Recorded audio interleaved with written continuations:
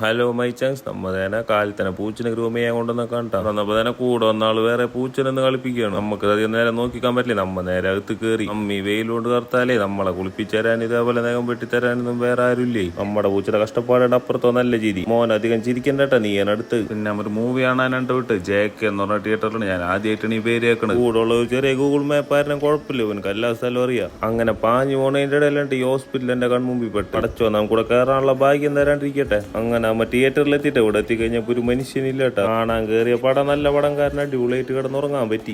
ഉറക്കം കഴിഞ്ഞൊരു ചായയും കുടിച്ച് നമ്മൂർന്ന് സ്ഥലം വിട്ട് പോണ വഴിക്കാണ് ദുബായ് റോഡ്. അങ്ങോട്ട് വലിയ മൈൻഡ് കൊടുത്തില്ല കേട്ടോ, വലിയ ഇഷ്ടമില്ല അങ്ങോട്ട് പോകാനേ. പിന്നെ ഏതാണ്ട് കാട്ടിലുള്ള ബീച്ചിലുണ്ട് എത്തി. ഇതിന്റെ ഇടയിൽ അവന്റെ അഭ്യാസം പറഞ്ഞിട്ട് കാര്യമില്ല, വൃത്തക്കേട് കുറച്ച് കൂടുതലാണ് കയ്യില്. വീഡിയോ എടുക്കണ്ടെന്ന് പറഞ്ഞപ്പോ അവൻ കുറച്ചുകൂടിയും കൂടി എണീച്ച് നോക്കിയാണ് വണ്ടി ഓടിക്കുന്നത്. അതും കഴിഞ്ഞാൽ നേരെ ചായ കുടിക്കാനായിട്ട് വിട്ട് സ്നേഹമുള്ളതും കാരണം റോഡൊക്കെ തടഞ്ഞു നിർത്തിയിട്ട് നമുക്ക് അപ്പുറത്തേക്ക് പോകാനായിട്ട് ദേന വന്ന് നോക്കുമ്പോ എന്നത്തെ പോലെ നമ്മളെ ബജീസ് നല്ല ഉറക്കണം. അങ്ങനെ നമ്മളൊരു ഫോളോവർ നമ്മളെടുത്ത് വന്ന് കിട്ടും. അടച്ചോനെ കുട്ടുക്കത്തെ സന്തോഷമായി. നമ്മ ചെക്കനക്ക് വയറിറച്ച് കഡീസും ബജീസും എല്ലാം വാങ്ങിച്ചു കൊടുത്തു. അതിന്റെ ഇടയിൽ മുട്ട ചിക്ക് വേണ്ടി തല്ലി. അതിന്റെ ഇടയിൽ ആ കോഫിയും തട്ടിക്കളഞ്ഞു. എനിക്ക് മര്യാദ ഉള്ളവരെ ചാക്ക് എടുത്തതിന്റെ മുകളിൽ ഇട്ടു. അല്ലെങ്കിൽ ആ കടയിലത്തേക്ക് ചീത്തറയുകയും. അതും കഴിഞ്ഞ് നമ്മ നേരെ അനിയത്തിക്ക് ഒരു ചെരുപ്പ് എടുക്കാൻ വിട്ടിട്ടാ. നേരത്തെയൊക്കെ സെലക്ട് ചെയ്ത് വെച്ചാൽ പെട്ടെന്ന് കഴിഞ്ഞ് പരിപാടി തിരിച്ചു. എന്നെ ഈ റോഡ് പകുതി ആൾക്കാർ എന്താണ് നോക്കിയപ്പോ അവിടെ അമ്പലത്തിൽ എന്തോ വിളക്കണ്ടാ. ഇന്നത്തെ വീഡിയോ ഇത്രേ ഉള്ളൂ. Okay bye.